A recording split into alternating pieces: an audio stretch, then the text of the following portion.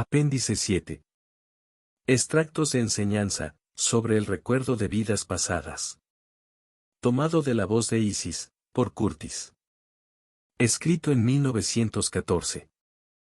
Mayo de 1914.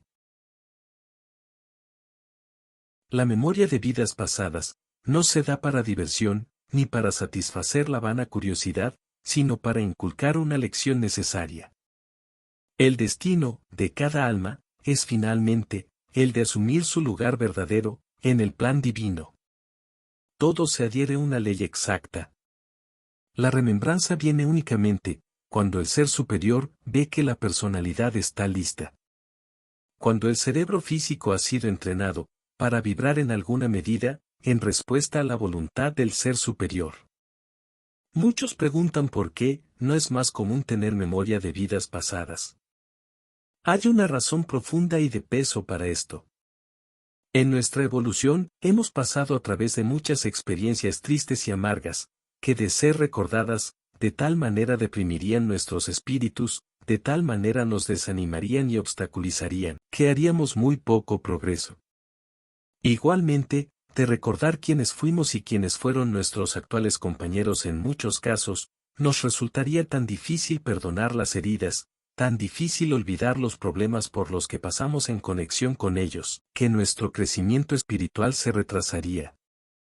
En vista de que la ley, actuando como karma, exige una perfecta compensación o ajuste, uno de los grandes objetivos en cada vida nueva, consiste en reajustar los errores del pasado. Cuando en esta vida, se nos presenta una oportunidad de hacer precisamente eso, si pudiéramos recordar todo lo que pasó, sería con creces más difícil amar a tus enemigos, hacer el bien a quien te odia, bendecir a quienes te maldicen y orar por quienes se aprovechan de ti. De allí que es cuestión de amor y sabiduría, que el conocimiento de vidas anteriores sea retenido. Regocijo y jolgorio. Muchos piensan que si pudieran recordar quiénes fueron en el pasado, todo sería un regocijo y jolgorio. Sin embargo, en la gran mayoría de los casos, esto resultaría en una amarga desilusión y en una remembranza triste y deprimente. Por tanto, nunca se nos permitirá recordar nuestras vidas pasadas, hasta que hayamos avanzado más allá del punto en que las aflicciones, las congojas y las acciones desprovistas de bondad que se nos hayan propinado, puedan afectarnos, preocuparnos o desanimarnos, y así, retrasar nuestro progreso. No recordaremos, hasta que hayamos alcanzado ese balance que nada puede perturbar, hasta que nos hayamos centrado en el pensamiento de que manifestar el amor divino, es lo único por lo que vale la pena esforzarse. La mayoría de las almas encuentran, que a duras penas, la personalidad soporta las tribulaciones y congojas de una vida, por tanto, la remembranza total de todo lo que tuvo que soportar en muchas vidas tendería a aplastarla. Es la memoria, lo que persigue, lo que lleva la mente a la locura. No hay día que pueda contener la suficiente aflicción, como para descorazonar el alma. Es la carga acumulada lo que abruma. Una lección importantísima que aprender, consiste en sacar de ti todo lo pasado. Vive en el presente. Deja que los muertos entierren a sus muertos. En tanto que el alma no haya aprendido, que lo que pasó está registrado en el verdadero ser, como una lección aprendida, una experiencia necesaria obtenida, pueda dejarla ir sin ser aplastado por su memoria, en tanto que la personalidad no muestre su fortaleza de carácter y deje de rumiar sus errores, en tanto que no haya ejemplificado su estabilidad en su vida presente, el Padre Celestial, con toda misericordia, corre un velo sobre la memoria de encarnaciones anteriores. Cuando pueda soportar sin rechistar, ni retraerse la memoria de las congojas de una vida, estará entonces lista para llevar el peso de una memoria más extensa. Respuesta a la memoria.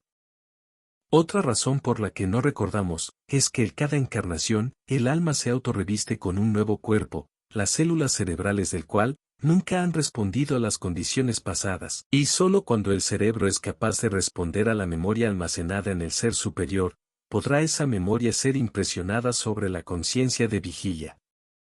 En otras palabras, la personalidad o la conciencia física no puede recordar el pasado, porque solo ha experimentado la vida actual.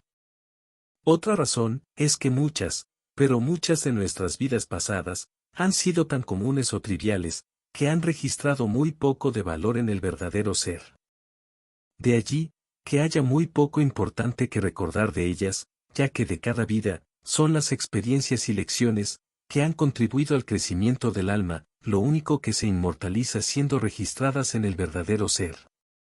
Únicamente el bien es inmortal, el mal no es más que algo transitorio. Personaje histórico principal.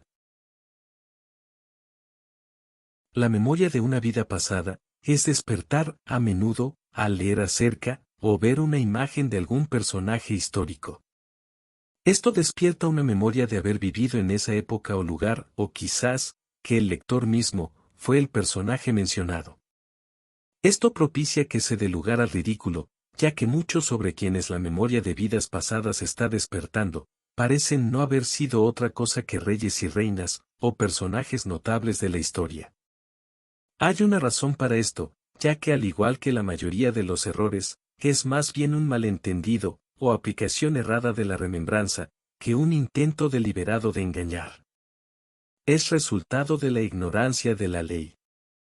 En tal caso, la probabilidad es que la persona sí vivió en el periodo recordado, y que posiblemente tuvo un papel prominente en los eventos relatados, pero ella no fue necesariamente el personaje principal. El sentimiento de una simpatía o aversión peculiar, que se siente en tal caso, es precisamente lo que la persona sintió en el momento del evento. En el pasado, la persona puede haber estado profundamente interesada en los personajes bajo consideración, y muy dada a imaginarse a sí misma en su lugar. De allí que cuando se orienta la atención a esos tiempos de antaño, esto despierta las viejas comentes de sentimiento, y el individuo piensa, que de hecho, él estuvo en el pasado en que deseó estar. A menudo, hay otra explicación. Un personaje notable, puede haberse destacado como el punto clave de su época, y las circunstancias que produjeron su eminencia, fueron lecciones que muchas otras almas aprendieron.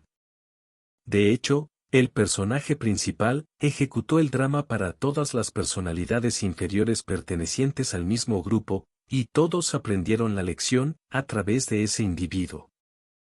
Por ejemplo, a través de la acción de Abraham Lincoln, toda la nación de Estados Unidos aprendió que la esclavitud debería y podría ser abolida, y la lección fue impresa más o menos profundamente en cada alma de acuerdo a su simpatía o actividad en la cuestión, pero solo Abraham Lincoln de hecho liberó a los esclavos.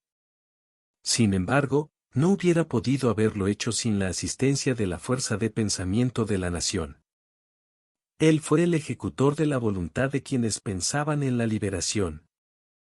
Cada personaje en la historia, tuvo muchas personas que pertenecían al mismo grupo, a la misma nación, quienes fueron transportados en evolución por la misma corriente, quienes aprendieron por fracaso o se beneficiaron del éxito de dicho personaje. En vista de que el alma al principio recuerda únicamente los más importantes eventos, personajes y lecciones impresas sobre su conciencia, cuando esa memoria comienza a ser despertada, es natural que piense que ella era el personaje principal. Cientos, por uno. Hay cientos de personas, que están segurísimos de haber sido María Estuardo. Cientos, que fueron Martín Lutero, Julio César, Cleopatra, Helena de Troya, etc. Sin embargo, si ellos tan solo comprendieran la ley, les resultaría muy fácil determinar si fueron o no los grandes personajes cuyos nombres aparecen aquí. Un estudio meticuloso del personaje, físico, mental, emocional y espiritual, determinará esto rápidamente.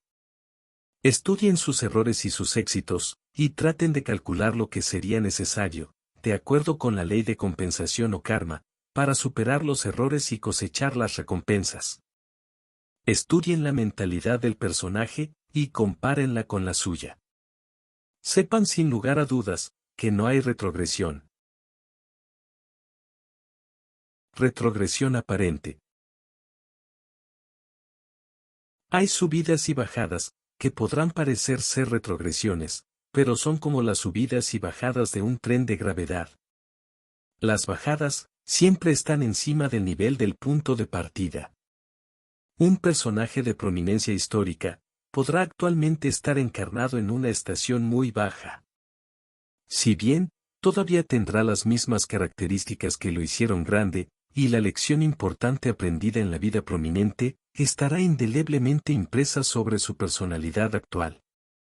Si fuera la figura central del grupo, ya sea para bien o para mal, siempre será una figura central, sin importar en qué ocupación encarne. Un Abraham Lincoln podrá encarnar como un campesino, donde las condiciones hicieron casi imposible la educación y la cultura, pero siempre tendría la habilidad de un Lincoln, para imponerse sobre las condiciones.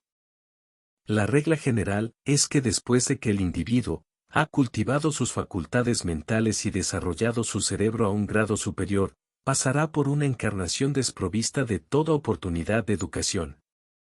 Esto es, primero, para darle una oportunidad de desarrollar sus cualidades del corazón, y segundo, para probar cuanto de la cultura anterior él ha asimilado verdaderamente. Nadie puede probar su carácter, a menos que se vea forzado a depender de sus verdaderos poderes internos. De allí, que no importa que pueda haberse ganado en el pasado, en términos de perfección física, intelectual o espiritual, el individuo tendrá necesariamente que pasar por una encarnación, en que todo lo externo contribuye a que falten las cosas alcanzadas, de manera que el individuo pueda probarse a sí mismo. Estudio histórico. Cuando se te dice que en el pasado, fuiste algún gran personaje, es sensato escudriñar la historia y las costumbres de la época indicada, y buscar por alguna discrepancia obvia entre tu propia personalidad y la del personaje bajo consideración. Si se encuentran discrepancias, estas indican que hay error en alguna parte. Por ejemplo, si a una mujer se le dice que fue una sacerdotisa egipcia, una mirada a la historia mostrará que los egipcios admitían únicamente mujeres de alto rango como sacerdotisas, mientras que había muchas mujeres que servían como asistentes, monjas, etc. Las sacerdotisas eran especialmente entrenadas para transmitir los más profundos misterios. De allí que, a menos que la persona que aduce serlo, pueda probar que posee tales poderes hoy, probablemente, fue meramente una asistente o quizá una monja, cuyo gran ideal era el de convertirse en una sacerdotisa. Una mujer, que hoy en día no tiene ningún poder psíquico independiente, podría escasamente haber sido una sacerdotisa egipcia, ya que tales dones, una vez obtenidos, nunca se pierden. Así, una mujer excepcional, puede haber sido una sacerdotisa egipcia, pero si así fue, mostraría hoy las características que le permitieron sostener tan alto cargo. Esto mostrará cuán fácilmente pueden confundirse los mensajes psíquicos, y cuán absurdo resulta que uno los repita sin verificarlos. Si bien, tales discrepancias, no siempre significan que quien da la información te ha llevado al desvío, empero bajo tales circunstancias, es altamente recomendable una investigación meticulosa del mensaje, y una consideración de su fuente. Absoluta obediencia a la guía superior es requerida de todos aquellos que habrían de hacer el trabajo del maestro. Pero dicha guía nunca viola el sentido común, y ni aun el voto de obediencia es requerido jamás, hasta que el alumno, mediante repetidas experiencias, haya aprendido a tener una fe implícita en su guía.